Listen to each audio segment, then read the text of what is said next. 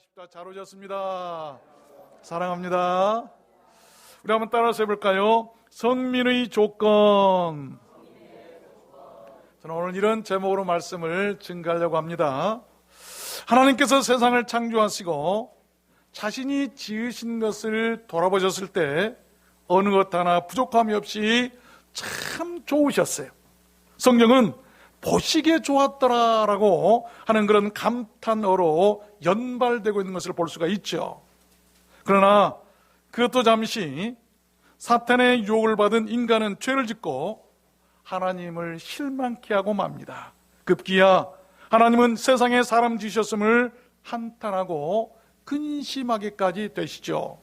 창세기 6장에 보니까 땅 위에 사람 지으셨음을 한탄하사 마음에 근심하시고, 그리고는 홍수를 통해서 세상을 심판하셨는데 노아의 7 식구만 남기고 모두 다 쓸어버리셨어요.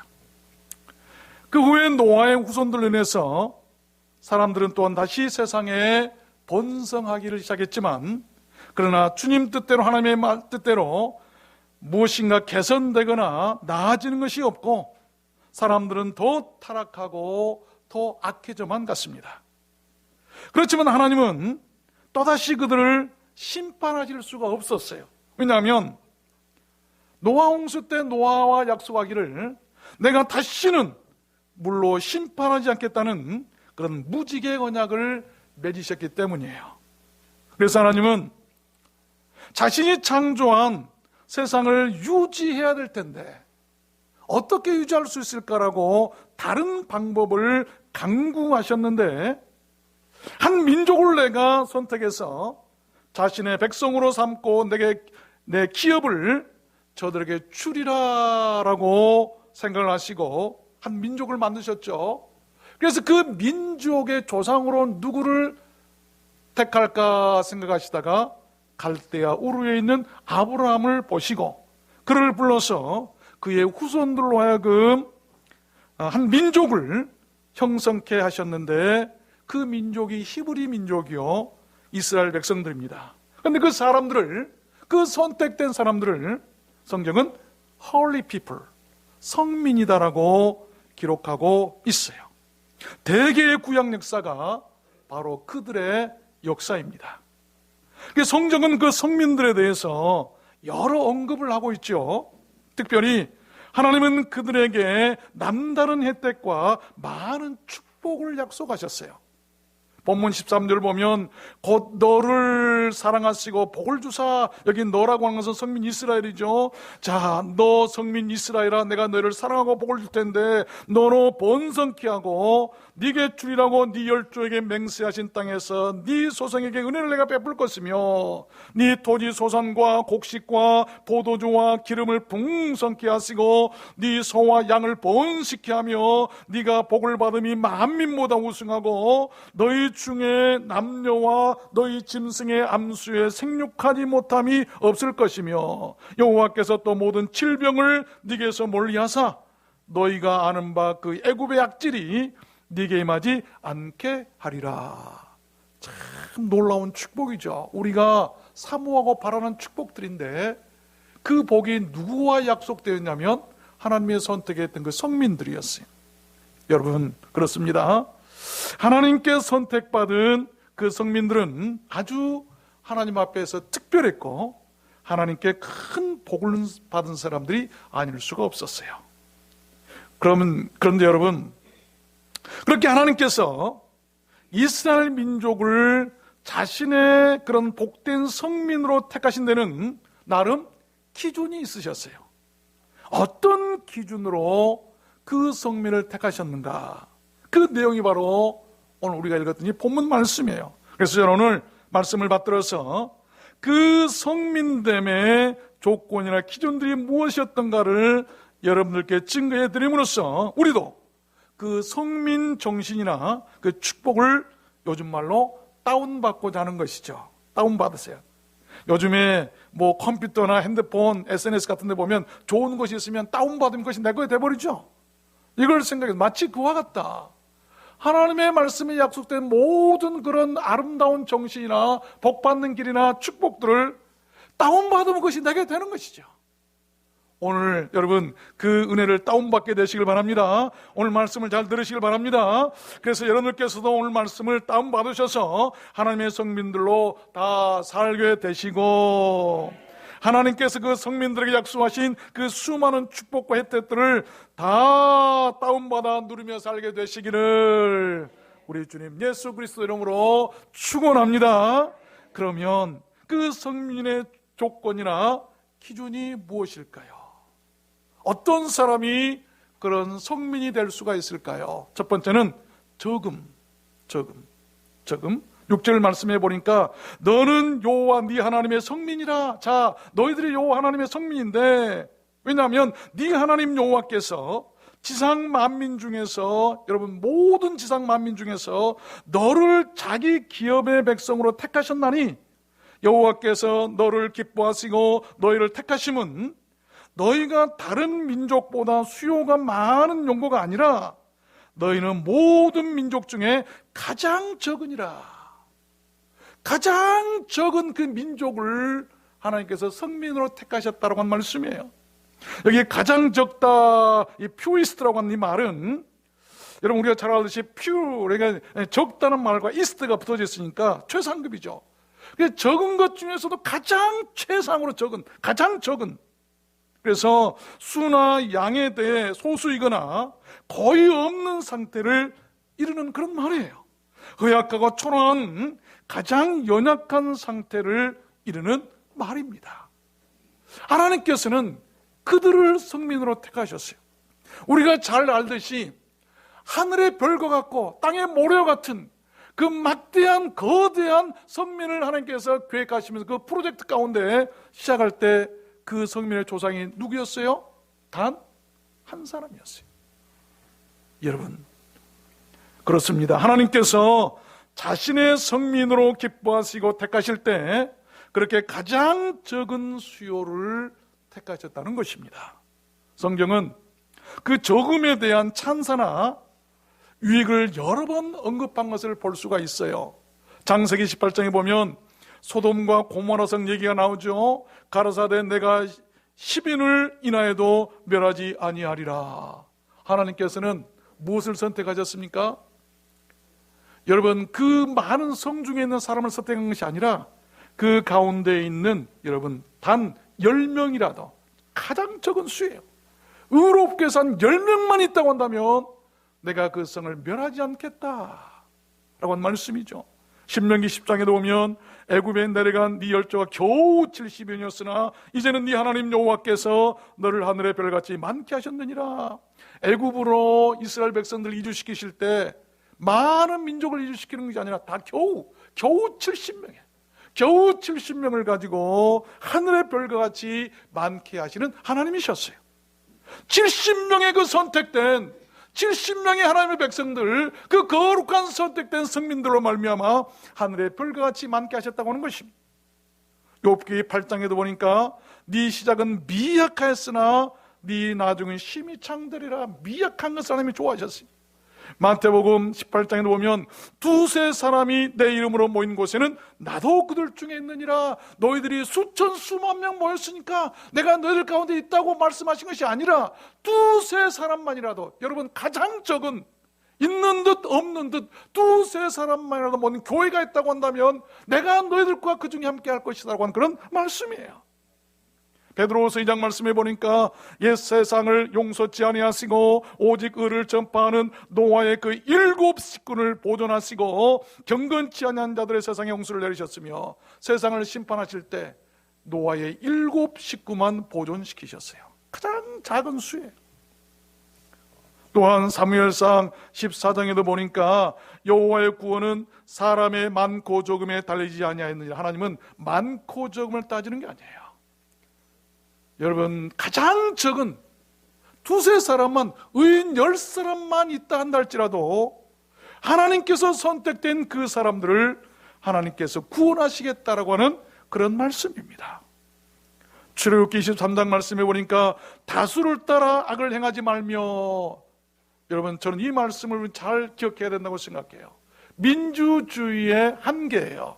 민주주의가 좋아요. 다수결의 원칙에 따라 정하는 건 좋습니다. 그러나 다수를 따라 악을 행치 말라라고 하는 것은 사람들이 모여서 떼법을 만들고 또한 사람들이 모여서 데모를 하는 것, 사람이 많이 모였으니까 그것이 진리가 아니고, 여러분, 그것이 악이 될 수도 있으니 그것 따라 살지 말고, 여러분, 하나님께서 선택하신 성경주의자들이 되라고 하는 것입니다.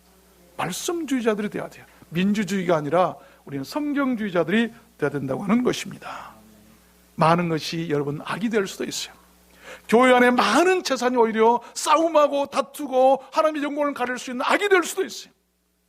많은 사람, 수천 수만 명이 모인 곳에 오히려 사탄이 더 집을 짓고 그들을 무너뜨리고 하나님의 영광을 가르게 될 수도 있어요. 그래서 계시록 3장 말씀해 보니까 볼지어다 내가 네 앞에 열린 문을 두었을 때 능히 닫을 사람이 없으리라. 내가 네 행위를 아노니 네가 적은 능력을 가지고도 내 말을 지키며 내 이름을 배반치 아니하였도다. 하나님께서 칭찬하신 교회는 작은 것, 적은 능력, 볼품없는 그것이었지만 그것을 칭찬하시고 그들을 구원하시겠다고 말씀하고 있는 것을 볼 수가 있어요. 마태복음 23장도 보면 천국은 마치 사람이 자기 밭에 갖다 심은 겨자씨 하나 같으니 이는 모든 씨보다 작은 것이로내 자란 후에는 나물 버나꺼서 나무가 되며, 천국을 비유할 때 가장 적은 겨자씨에 비유하셨어요. 천국은 막 어마어마하게 거대하게 큰 것이 천국이 아니라 겨자씨 하나일 것 같다. 오히려 예루살렘 성을 예수님께서 보실 때에 제자들이 나와서 주님이시여 보시옵소서, 우리 조상들이 것을 막 40년 동안 어마어마하게 대리석으로 잘 지었습니다 자랑했을 때 주님은 그래 수고했다 고생했다 너희들에게 상을 줄 것이다 라고 하셨나요? 아무 말도 안 하시고 내가 허물어 버리겠다. 이게 무슨 소용이 있느냐. 여러분, 그래서 예루살렘 성이 허물어져 버린 것 아니겠습니까? 여러분, 하나님은 적은 것을 귀하게 보시고 좋아하시는 것 같아요. 저는 우리가 들어왔는 소원교회가 비록 적지만 하나님께서 그렇게 겨자씨와 같이 아주 소중히 보는 그런 교회가 되었으면 좋겠습니다. 그것이 바로 성민이기 때문에. 여러분, 무엇이든 많다고 좋은 것만은 아니에요. 오히려 많은 것은 독이 되거나 다툼이 되고 해가 될 수도 있습니다. 반면에 적다가 위축되거나 부끄러워할 필요도 결코 없다는 것이죠. 여러분, 어쩌면 적음은 우리들에게 복입니다. 적음은 은혜고 적음은 신비고, 그래서 이제부터는 많은 것을 추구하거나 부러워하기보다는 비록 가장 적더라도 욕심 없이 하나님께 인정받는 교회, 하나님의 기쁨이 되는 교회, 하나님께 선택된 교회, 그런 성민 사상이나 그런 성민 정신이나 그런 성민 신앙으로 살아가는 교회가 되었으면 좋겠습니다. 그들이 천국 가기 때문입니다. 여러분 믿습니까? 성민들이 비록 적지만 천국 가는 것이 진짜예요. 우리 들어왔는 소원교회가 그런 성민 정신을 가진 교회가 되었으면 좋겠습니다. 두 번째입니다. 그 성민의 기준과 조건은 무엇일까요? 8절을 보니까 사랑이죠. 여호와께서 다만 너희를 사랑하심이라요. 비록 적다 할지라도 내가 너희를 사랑하셨기 때문이라고 하는 것이죠. 여호와께서 다만 너희를 사랑하심으로 인하여 또는 너희 열조에게 하신 맹세를 지키려 하심을 인하여 자기의 권능의 손으로 너희를 인도하여 내시되 너희를 그 종되었던 집에서 애굽 왕 바로의 손에서 속량하셨나니. 애굽에서 선택해낸 것도 그들을 사랑하셨기 때문에 그 성민된 자들을 구원하셨다고 하는, 속량해내셨다고 하는 말씀이죠. 여기 속량하셨다고 하는 말은 어떤 억압이나 무거운 짐 밑에서 빼내오거나 가져오고 데려오거나 나오게 했다는 말입니다. 갇힌 자를 그 억압받던 곳에서 문을 열고 나오게 해서 데려왔다고 하는 그런 말이에요. 여러분 그렇습니다. 또 다른 성민의 기준의 조건은 바로 사랑입니다. 사랑이 없는 교회는 성민이 될 수가 없어요. 하나님께서는 일찍이 이스라엘의 조상들과 사랑의 맹세를 하셨어요. 오늘 또 맹세했다. 너희 조상들과 내가 사랑함으로 맹세했다. 출애굽기 20장 말씀에 보니까 나를 사랑하고 내 계명을 지키는 자에게는 천대까지 은혜를 베푸니라. 사랑의 맹세죠. 너희들이 나를 사랑하느냐? 나도 맹세한다. 너희 자손들 천대까지 내가 은혜를 베풀겠다. 성민이기 때문이죠. 여러분, 또 하나님께서는 그렇게 사랑한 자들의 후손을 불러서 택하시고 그의 거룩한 성민으로 삼으셨는데, 신명기 33장에도 이런 맹세를 하시죠. 여호와의 사랑을 입는 자는 그 곁에 안전히 거하리로다. 여호와께서 그를 날이 맞도록 보호하시고 그로 자기 어깨 사이에 처하게 하시리로다. 여호와의 사랑을 입는 자, 그 성민들은 안전히 거하게 하시고 날이 맞도록 밤이 다 되도록 여러분 보호해 주시고 자기 어깨 사이에 거하신다. 어깨로 품어 안아주시겠다고 하는 그런 말씀이에요. 잠언 8장에도 보니까 나를 사랑하는 자들이 나의 사랑을 입으며 나를 간절히 찾는 자가 나를 만날 것이니라. 사랑에 맹세한다. 너희들이 나를 사랑해라. 그러면 너희들도 나의 사랑을 입을 것이다. 아가서 7장 말씀에도 보니까 우리가 일찍 일어나서 포도원으로 가서 포도음이 돋았는지 꽃술이 퍼졌는지 석류꽃이 피었는지 보자. 거기서 내가 나의 사랑을 네게 주리라. 거기서 어딥니까? 포도원이죠. 일터, 그곳의 교회, 그곳에서 내가 너희의 사랑을 주겠다. 여러분, 우리가 놀고 빈둥빈둥한 자들은 하나님의 사랑을 받을 수가 없어요. 내가 포도원, 꽃이 피었는가, 열매가 맺혔는가, 잘 자라고 있는가, 병들지 않았는가, 어려운 사람이 없는가, 이런 것을 살피고 일하는 자들, 내가 그곳에서 너희들에게 내 사랑을 주겠다라고 맹세하셨던 거예요. 여러분께서 하나님의 사랑을 받고자 원하신다고 한다면 일터에 계십시오. 그 일터는 교회입니다. 요한복음 14장에도 보니까 나를 사랑하는 자는 내 아버지께 사랑을 받을 것이요 나도 그를 사랑하여 그에게 나를 나타내리라. 주님께서 자기 자신을 나타내 보여주시겠다. 여러분, 주님 만나기를 원하십니까? 주님을 사랑하십시오. 사랑하면 자기가 나타내 보여주시겠다고 말씀하셨어요. 여러분, 우리 하나님은 온 세상을 사랑하시기에 무한하고 충분하신 분입니다. 하나님 사랑은 결코 작거나 편파적이질 않습니다. 누구에게나 공정하고 누구에게나 공평하시죠. 어쩌면 가장 인권에 충실하신 분이었다고 생각해요.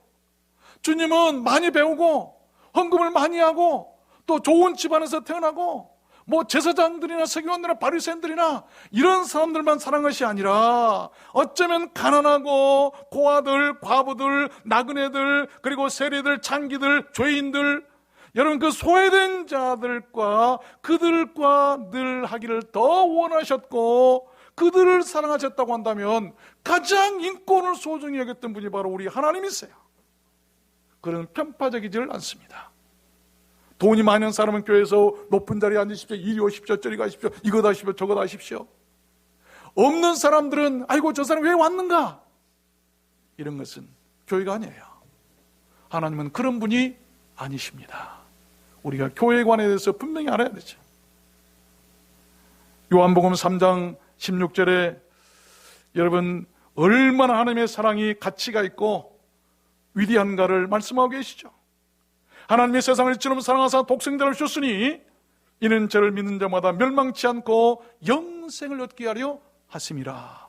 하나님의 사랑은 멸망치 않고 영생할 수 있게 하는 가치가 있는 사랑이에요. 그 사랑을 받는 자들이 성민이라고 하는 것입니다. 우리 들어오는 소원께는 하나님과 그 사랑의 맹세가 있었으면 좋겠습니다.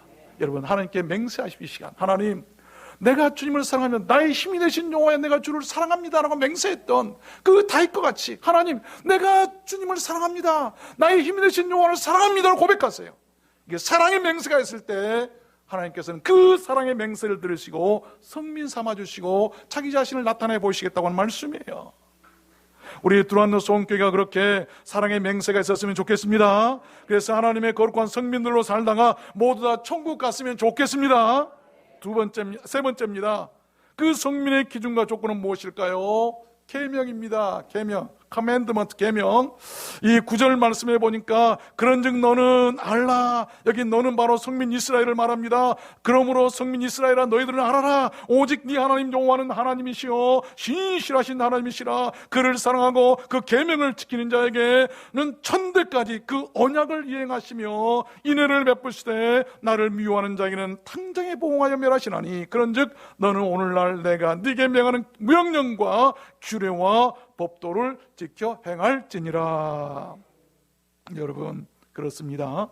성민이 되는 그 조건은 하나님은 또한 그렇게 그의 명하신 명령과 규례와 법도를 지켜 행하라고 하신 것이었어요. 신명기 18장에도 보면 네가 네 하나님 여호와의 명령을 지켜 그 길로 행하면 여호와께서 네게 명하신 대로 너를 세워 자기의 성민이 되게 하시나니, 명령을 지킨 자에게 자신의 성민이 되도록 하시겠다. 그러므로 그들에게 약속하시죠. 복이 뭡니까? 너희들, 그 성민된 너희들 세계 만민이 널 보고 두려워하게 될 것이다. 여호와께서 널 위하여 하늘의 아름다운 복을 열어서 네 땅의 때를 따라 비를 내리시고 네 손으로 하는 모든 일에 복을 주시고 여호와께서 너로 머리가 되고 꼬리가 되지 않게 하시고 위에만 있고 아래에 있지 않게 하시고 오직 너는 내가 오늘날 네게 명하는 네 하나님 여호와의 명령을 지켜 행하며 좌로나 우로나 치우치지 아니하고 다른 신을 따라 섬기지 아니하면 이와 같으리라. 계명이죠. 하나님의 말씀. 또한 신명기 10장 말씀에도 보니까 내가 오늘날 네 행복을 위하여 네게 명하는 여호와의 명령과 규례를 지킬 것이 아니냐. 행복이 뭡니까? 계명을 지키는 자들에게는 행복하게 하시겠다. 여러분들이 행복하기를 원하거들라 하나님의 계명을 지키십시오. 그것이 바로 행복할 수 있는 길이에요. 여호와께서 오직 네 열조를 기뻐하시고 그들을 사랑하사 그 후손 너희를 만민 중에서 택하셨음이 오늘날과 같으니라. 그러므로 너희는 마음에 할례를 행하고 다시는 목을 곧게 하지 말라. 너희는 나그네를 사랑하라. 전에 너희도 애굽 땅에서 나그네 되었었음이니라. 이런 사람들은 성민으로 삼아주시겠다고 하는 말씀이에요. 여러분, 하나님의 말씀과 그 명령을 따라 사는 것이 그렇게 복되고 소중하고 귀하다는 것을 믿으시기를 바랍니다. 그것이 바로 성민이 되는, 여호와의 성민이 되는 조건이에요. 그것이 성민의 기준이고 그것이 성민의 약속이고 그것이 바로 성민의 축복 아니겠습니까? 우리 두란노스 온 가족들 모두 그렇게 우리 하나님의 성민의 복을 받아 누리게 되셨으면 좋겠습니다. 마지막 네 번째입니다. 그 성민의 기준과 조건이 무엇이었을까요? 네 번째는 화관. 오늘 신명기 26장 17절을 안 읽었습니다. 보면 네가 오늘날 여호와를 네 하나님으로 인정하고 또 그 도를 행하고 그 규례와 명령과 법도를 지키며 그 소리를 들으리라 화관하고. 여러분 보세요. 하나님의 소리를 들으리라 화관하고 여호와께서도 네게 말씀하신 대로 오늘날 너를 자기의 보배로운 백성으로 인정하시고 또 그 모든 명령을 지키게 하리라 화관하셨은즉 여호와께서 너의 칭찬과 명예와 영광으로 그 지으신 모든 민족 위에 뛰어나게 하시고 그 말씀하신 대로 너로 네 하나님 여호와의 성민이 되게 하시리라. 화관하는 사람, 하나님의 성민이 되게 하시겠다. 이 화근이라고 한 말은 무엇을 분명하게 선언할 때 쓰는 말이에요. 선언해라. 나는 하나님의 백성이다. 하나님의 자녀다. 나는 예수 믿고 구원받은 사람이다. 확실하게 선언할 때 쓰는 말이 화근이에요. 나는 두란노 소원교회 성도다. 화근해라. 무엇을 밝히고 공공연히 증명될 수 있는 그런 말들, 정확하고 확실한 그런 말을 의미합니다. 예를 들면 우리가 여행을 할 때, 입국할 때 보면 세관에다 무엇을 신고할 때가 있는데 떳떳지 못한 것은 감추거나 숨기죠. 그러다 걸려가지고 난리가 법석이고 뭐 마약을 들어온다든지 그런 일들이 있었죠. 그러나 그 세관을 통과할 때 당당하게 떳떳하게 신고할 때 쓰는 말이 바로 화근이라. 내가 죄가 없으면, 내가 거리낌이 없으면 확실하게 말할 수 있는 그런 말을 화근이라고 하는 것이죠. 여러분, 그렇습니다. 하나님 앞에서 우리들 모든 언어나 행실이 그래야 되는 것이죠. 애매하거나 거리낌이 있어서는 안 됩니다. 예 아니면 아니오만 있어야 돼요. 하나님은 오직 그렇게 화근하는 사람들을 원하시고 자신의 성민 삼아 주시겠다고 약속하셨던 것입니다. 여러분들은 어떠십니까? 여러분, 마태복음 5장 말씀에 보면 오직 너희 말은 옳다 옳다 아니라 아니라 하라. 이에서 지나는 것은 악으로 쫓아나느니라. 우리가 화근해야 될 이유예요. 말할 때는 옳은 것은 옳다 옳다, 아닌 것은 아니다 아니다라고 해야 되는 것이죠. 그런데 오늘 한국 교회가 아닌 것도 예 맞습니다 맞습니다, 또 아닌 것도 아이고 그거 옳습니다 옳습니다, 이 모든 것들은, 이에서 지나는 것들은 악으로서 쫓아 악이다라고 하는 것이죠. 오늘 한국 교회 안에 악이 너무나 많이 있어요. 잘못된 줄 알면서도 내가 손해볼까 봐서 아이고 내가 이 교회를 떠나면 어떻게 될까, 아이고 어떻게 될까, 그동안 내가 이 교회에 투자한 것이 얼만데, 아이고 헌금한 것이 얼만데, 아이고 내가 다른 데 가서 고생할 텐데. 이런 사람들은 악으로 쫓아나는 생각들이죠. 그런 것은 화근이 아니에요. 하나님의 성민이 될 수가 없는 것이죠. 옳은 것은 옳다 하고 아닌 것은 아니라고 비굴하지 않냐고, 여러분 생명 걸고 올바른 길을 가는 것이 성민의 조건이에요. 그 중에 말도 그래야 된다는 것입니다. 그냥 아닌 것도 막 긴 것처럼 해서는 안 되는 것이죠. 여러분의 말이나 행위는 어떠십니까? 확실하고 분명한 화근들이십니까? 아멘이 별로 그렇게, 여러분 말이 아니면 말이 어떤 말의 태도가 흐릿터분하고 분명하지 못한 애매모호한 그런 말들이십니까? 우리 하나님은 분명하고 화끈한 것을 좋아하시는 분 같아요. 확실히 말해라, 분명히 말해라. 그래야 마귀도 우리에게 감히 침투하지 못하고 접근하지 못하고 이길 수 없는 것이죠. 분명히 말하면 그 사람들 앞에는 그 누구도 감히 덤벼들 수 없어요. 애매모호하기 때문에 항상 마귀들이 틈타고 들어온 것 아니겠습니까? 계시록 3장 말씀에 뭐라고 말씀합니까? 내가 네 행위를 아노니 네가 차지도 아니하고 돕지도 아니하도다. 네가 차든지 돕든지 하라. 네가 이같이 미지근하여 돕지도 아니하고 차지도 아니하니 내 입에서 너를 토하여 내치리라. 우리 신앙이 분명해야 돼요. 차가우려면 완전히 차갑고, 뜨거우려면 완전히 뜨거워. 이것도 아니고 저것도 아니고, 교회를 다닌 것도 아니고, 여러분 또 그렇다고 안 다닌 것도 아니고, 두란노선 교회 성도인 것도 같고 아닌 것도 같고, 이런 것은 토해 내친다는 거예요. 분명히 얘기하시길 바랍니다. 화건. 그런 사람 하나님을 사랑하세요. 또 시편 89편에도 보면 또 궁창의 확실한 증인 달같이 영원히 견고케 되리라 하셨도다. 궁창의 달같이 확실해라. 여러분 하늘의 달이, 아이고 저게 달을 보고 아이고 저게 별이네, 아이고 저게 뭐 등불이라고 할 사람 있나요? 달은 확실해요. 분명히 달이다라고 말할 수 있는 것처럼, 궁창의 증인으로서 달이 있는 것처럼 변함없이 분명한 그런 행동을 취하라, 말을 하라고 하는 것 아니겠습니까? 잠언 21장에도 보니까 거짓 증인은 배망하려니와 확실한 증인의 말은 힘이 있느니라. 어디에서 힘이 옵니까? 확실한 말이 있을 때, 확실하게 하나님 앞에 우리가 신앙을 고백하고 확실히 하나님 앞에서 우리가 모든 것을 약속하고 나갈 때, 그때 하나님께서 힘을 주시고 그때 그 힘으로 승리하게 된다고 하는 말씀이에요. 여러분 시편 57편에도 보니까 하나님이여 내 마음이 확정되었고 내 마음이 확정되었사오니 내가 노래하고 찬송하리이다. 마음의 믿음의 신앙의 확정이 된 사람이 찬송할 수 있고 노래할 수 있고 하나님을 섬길 수 있다고 하는 그런 말씀이에요. 로마서 14장 말씀에도 보면 각각 자기 마음에 확정할지니라. 여러분 각각 여러분 마음에 확정하십시오.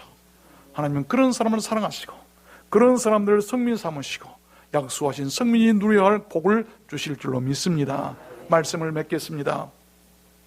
여러분께서는 이 나그네 같은 세상을 지나실 때 어떠한 사람들로 살아가시기를 원하십니까? 적용해 보십시오. 나는 어떤 사람으로 살아갈까? 사람들이 살아가는 방법이나 형태는 다양하죠. 그 추구하는 것들도 다양합니다. 그러나 자기 마음대로 사는 그 방법이나 형태에 따라서는 또한 추구하는 것에 따라서 그 결말은 자기 마음대로 되지 않고 확연히 달라집니다. 어떤 사람은 행복해하며 기뻐할 수도 있고 어떤 사람은 불행해하며 후회하는 사람도 있을 것이다. 아니 뼈저리게 고통하며 탄식하는 사람도 있게 될 것입니다. 여러분 결코 후회함이나 아픔이 없는 생의 결말은 우리 하나님께 선택받은 하나님의 성민으로 살아가는 생활입니다.